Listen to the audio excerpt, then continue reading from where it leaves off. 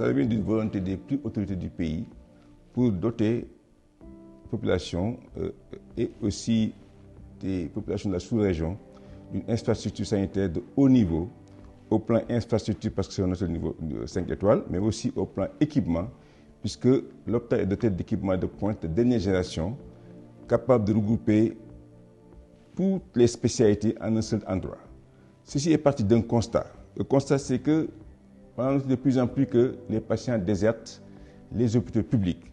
Pourquoi? Parce que des problèmes de sécurité, des problèmes de confidentialité, mais aussi des problèmes de plateau technique. Et c'est pour toutes ces raisons que les autorités ont décidé de mettre sur pied un hôpital de ce niveau pour pouvoir répondre donc à tous ces besoins.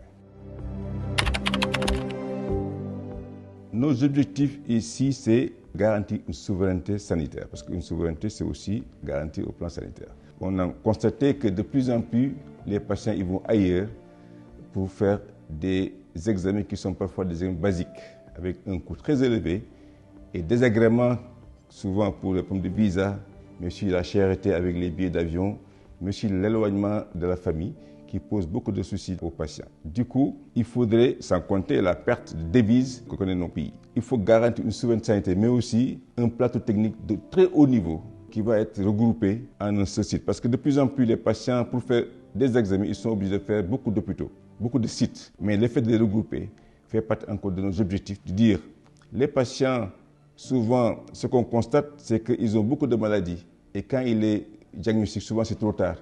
Il faut que les patients bénéficient d'une prévention, ce qu'on appelle les check-up. Donc, vous allez voir dans l'organisation, on a un centre de check-up où on peut, en un lieu, faire un bilan préventif. Il est plus facile, bien entendu, de faire de la prévention, surtout pour les pathologies que nous connaissons maintenant, qui sont récentes, les cancers, les voir à des stades très précoces, pour pouvoir les traiter à des stades très précoces, au lieu d'attendre qu'ils évoluent souvent à des stades où, quel que soit ce qu'on fait, les patients vont quand même nous passer entre les mains.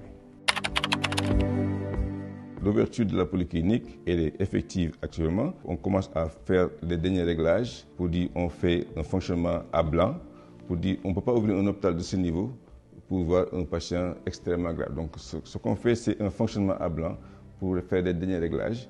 Et dès la semaine prochaine maintenant, on peut commencer à voir donc les patients. Le mode de fonctionnement, on fonctionne en pôle. Parce que ce qu'on avait constaté en médecine, c'est que le fonctionnement en service, c'est un cloisonnement. Ce qu'on a fait ici, c'est fonctionner en pôle, c'est regrouper beaucoup de spécialités qui ont souvent les mêmes types de pathologies qu'ils voient, mais aussi qui utilisent souvent le même plateau technique. Ça nous permet d'avoir une vision beaucoup plus large sur le patient et de voir beaucoup plus de spécialités. Mais aussi permettre aux spécialistes, que ce soit militaires, civils, d'ici et d'ailleurs, de pouvoir